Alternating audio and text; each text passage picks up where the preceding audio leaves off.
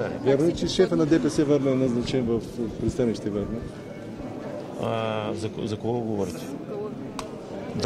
Да, Ведат Сакала е в борда на директорите на пристанище Варна. От кога?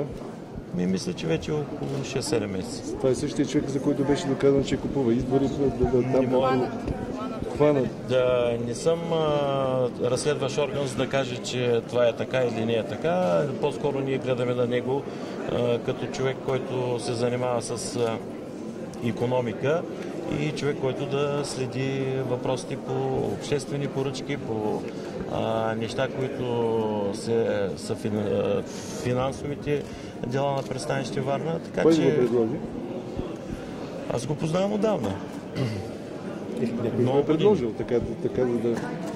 Значи, вижте всички предложения, които постъпват, са в края на краища с санкция от мен.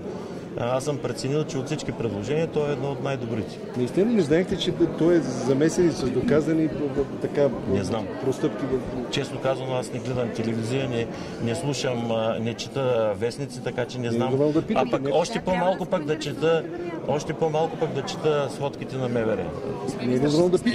Има си начини от Министерството на транспорта. Ама пристанище Варна ги освоява през проект. Не е верно, просто не знаете.